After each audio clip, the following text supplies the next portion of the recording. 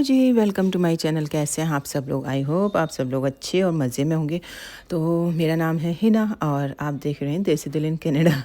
तो पहले तो मैं आप सबसे माज़रत चाहूँगी क्योंकि मेरी वीडियोस काफ़ी लेट हो रही हैं। वो उसका रीज़न मैं इंशाल्लाह आपको बाद में बताऊँगी क्यों वीडियोस लेट हो रही हैं। बस मैं थोड़ा सा बिज़ी हूँ अभी। तो खैर बिज़ी हो, कुछ भी हो, वीकेंड हो, वीकडेज़ हो, mom's life is not easy. Easy तो मैं कहूँगी नॉट अ परफेक्ट वर्ड, हम कह सकते हैं कि ऑलवेज़ बिज़ी। तो आज था वीकेंड, तो मैंने सोचा थोड़ा सा, कल हम लोग ग्रॉसरी करके लाए थे थोड़ा मोटा सामान। वो मैंने सोचा जल्दी से सुबह में, क्योंकि थोड़ा सा टाइम होता है, तो उस सामान को मैं रिफ़िल कर लूँ। और आपने मुझे पहले व्लॉग में देखा होगा कि मैंने बताया था कि मैं ये जैसे ये जूस वगैरह की बॉटल्स होती हैं, अच्छी इनकी प्लास्टिक होती है। और तो जो जो ऐसी चीज़ें होती हैं जैसे सूजी हो गई या कुछ ऐसी जिनके लिए बड़े बड़े कंटेनर रिक्वायर्ड होते हैं, क्योंकि यहाँ पे हमेशा पैकेट जो है वो 4-5 किलो से कम का नहीं मिलता। तो मैं इन सारी चीज़ों को इस तरह से यूज़ कर लेती हूँ। उसके बाद हम लोग ने थोड़ी सी और ग्रॉसरी करी थी। और मैंने आपको ये पहले भी बताया था कि ये जो इस तरह से क्लिप आते हैं, ये मैंने आइकिया से लेते हैं, लेकिन अब तो ये डॉलरामा, डॉलर ट्री सब जगह मिल जाते हैं। तो आप इस तरह के क्लिप से जो भी आपका जो एक्स्ट्रा सामान बच जाता है उसको सेव कर सकती हैं, और काफ़ी रीज़नेबल भी हैं, और ये आपको अब तो हर जगह मिल जाएंगे ये। तो इसके बाद मैं बस ये पेंट्री सेट करती हूँ और जल्दी जल्दी से इस काम को फ्री करते हैं, क्योंकि बहुत सारी चीज़ें हैं जो कि आपके दिमाग में चलती रहती हैं, वन टू वन करके। और उस साथ के साथ मुझे ये सारा काम करके अपना पढ़ाई भी करनी है थोड़ी सी, और साथ में मुझे फिर स्कूल भी जाना होता है। खैर आज तो वीकेंड है तो छुट्टी, स्कूल नहीं जाना है, लेकिन पढ़ाई करनी है। जून तक मैं थोड़ा ज़्यादा बिज़ी हूँ। तो चलें इन सारी चीज़ों को रिफ़िल करते हैं।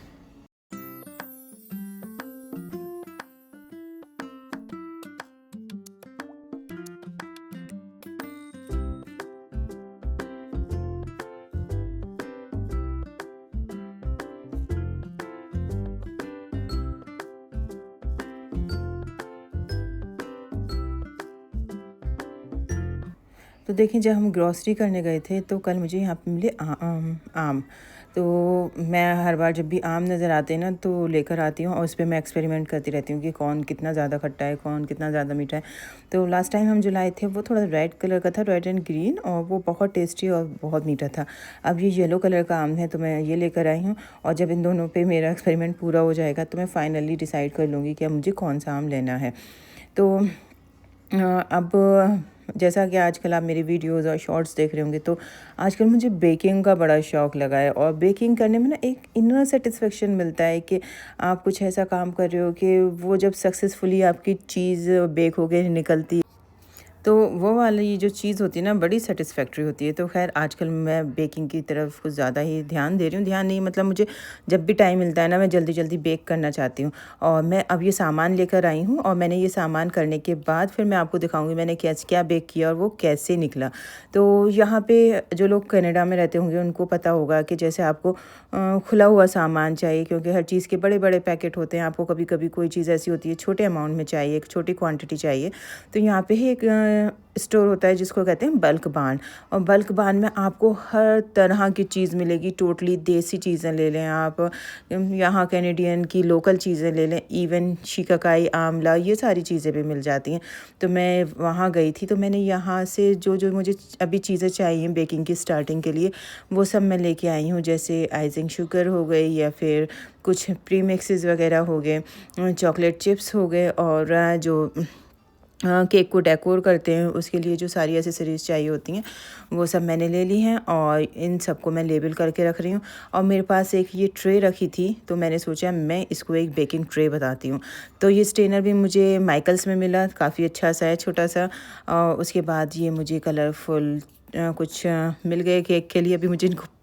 उसके बाद ये कप केक के लिए मुझे मोल्ड्स मिल गए, विनेगर सॉरी एसेंस हो गया, और जो सारे मेरे प्री मिक्सेस वगैरह हैं वो सब हो गए, और कोकोआ पाउडर, इन सबको मैंने इस ट्रे में रख दिया है, ताकि जब भी मैं बेक करूँ तो इजीली मैं इस ट्रे को पुल आउट करूँ और मैं इसको यूज़ कर सकती हूँ।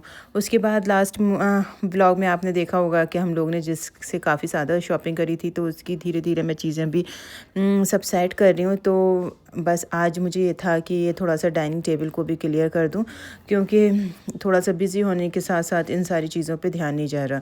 तो मेरे डाइनिंग टेबल पे एक ये छोटी सी ट्रे है सुजान टाइप की, तो ये रोटेटिंग ट्रे है, इसको आप रोटेट कर सकते हैं। ईजी रहता है जब आपको कोई भी चीज़ इस पर सेट करनी हो और अपनी डायरेक्शन में लानी हो, तो इट इज़ वेरी कन्वीनियंट।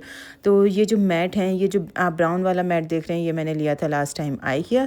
और उसके बाद ये जो ग्रीन और वाइट कलर के आप मैट देख रहे हैं, ये मैंने लिए हैं जिस्क से, क्योंकि जिस्क पे अभी, क्योंकि ये जो साउथ कॉमन एडमिंटन में स्टोर है, वो स्टोर बंद हो रहा है, तो उसमें कुछ डिस्काउंट था, लाइक 50 to 60%। तो मुझे ये अच्छे लगे और समर के हिसाब से ये काफ़ी वाइब्रेंट कलर है। समर में मुझे इस तरह के कलर लाइट लाइट से काफ़ी अच्छे लगते हैं।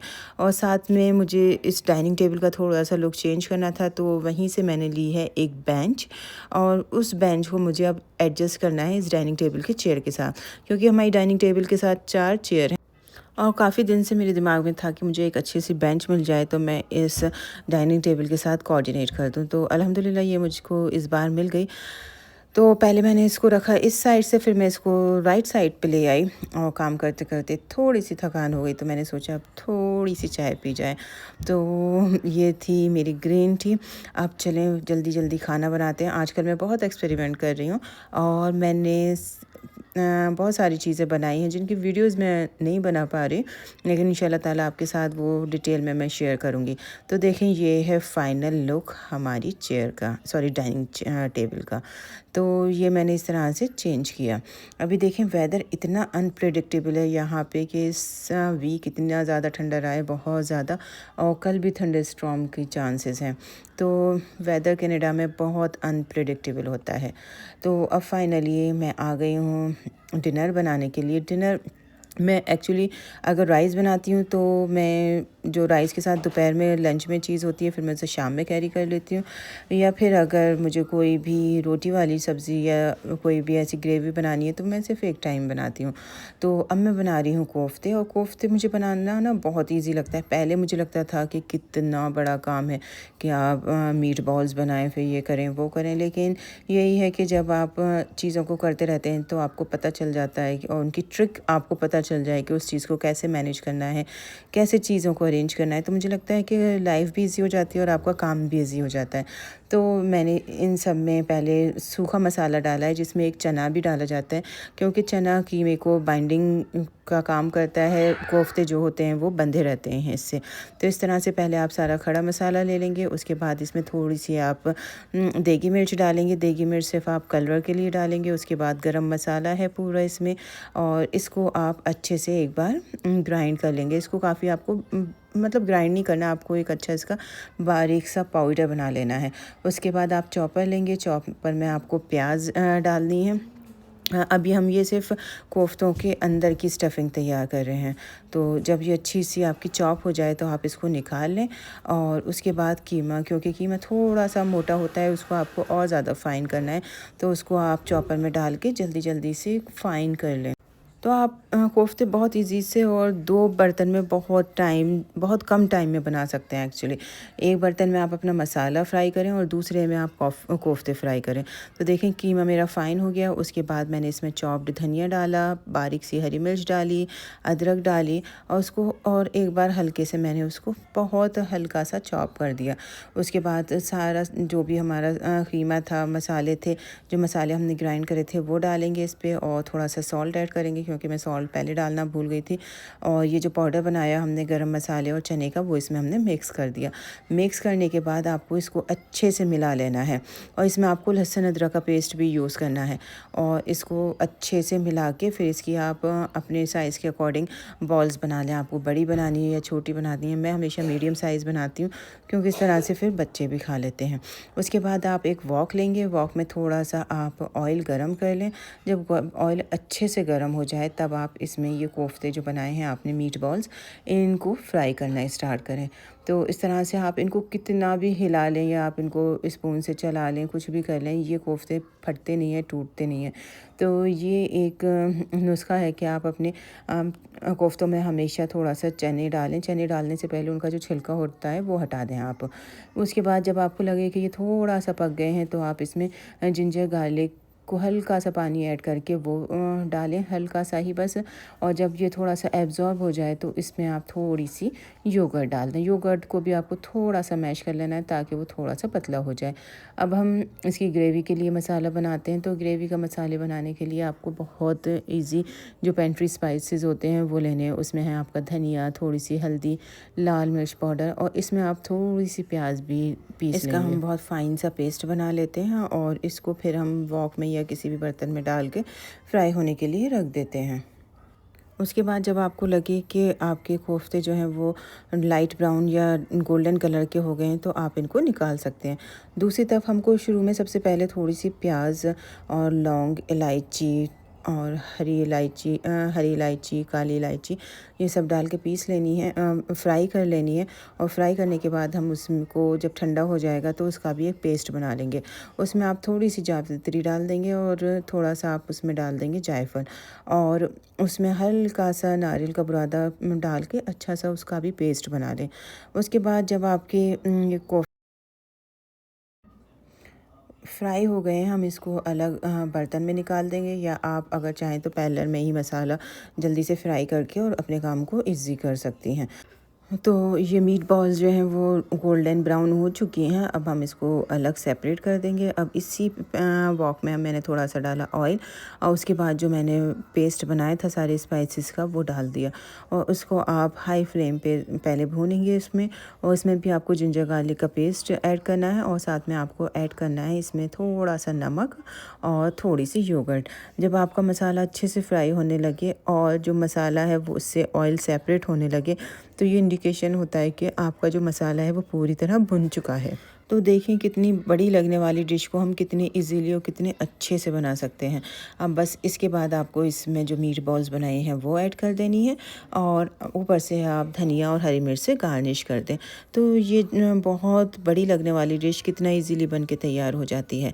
तो आप लोग को मेरे वीडियोस कैसे लगते हैं ज़रूर बताइएगा, और इंशाल्लाह ताला जून के मिड में मैं कंटिन्यू रहूँगी और अपने वीडियोस टाइमली अपलोड करूँगी, क्योंकि अभी थोड़ा सा बिज़ी हूँ और ऐसी चीज़ है जिसको मैं पोस्टपोन भी नहीं कर सकती, या फिर उसके लिए ऐसा नहीं कि मैं बाद में टाइम निकाल सकूं। तो मुझे अभी इस टाइम उसमें टाइम इन्वेस्ट करना है। तो इंशाल्लाह ताला आपको मेरे व्लॉग देखने को मिलते रहेंगे, और प्लीज़ आप लोग भी लाइक शेयर सब्सक्राइब करें, और आप बाकी सबसे भी कहें मुझे लाइक शेयर एंड सब्सक्राइब करें अगर आपको मेरी वीडियोज़ अच्छी लगती हैं। तो अपना ख्याल रखें, और अगर आप इंडिया और पाकिस्तान में हैं तो थोड़ा सा गर्मी और धूप से बच के रहें।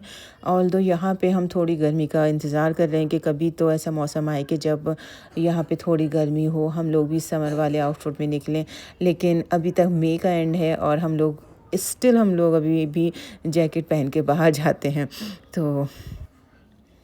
तो देखें ये साथ के साथ मेरे कोफ्ते भी बन के तैयार हो, और साथ में ही मैंने बेक करने रख दी थी कुकीज़। और देखें ये कितनी अच्छी बन के तैयार हुई हैं, और ये अल्हम्दुलिल्लाह सबको काफ़ी पसंद आई। और जब मैंने निकाली, जब ये थोड़ी सॉफ्ट थी, लेकिन थोड़ी देर मैंने इनको बाहर रखा, उसके बाद ये अच्छी बहुत क्रंची और बहुत खस्ता टाइप की बन के तैयार हुई। तो इंशाल्लाह ताला नेक्स्ट वीडियोज़ में आप लोग के साथ मैं ये सारी बेकिंग टिप्स भी शेयर करूँगी, और कुकीज़ कैसे बनती हैं वो भी इंशाल्लाह ताला नेक्स्ट वीडियोज़ में देखते हैं। जब तक अपना ख्याल रखें।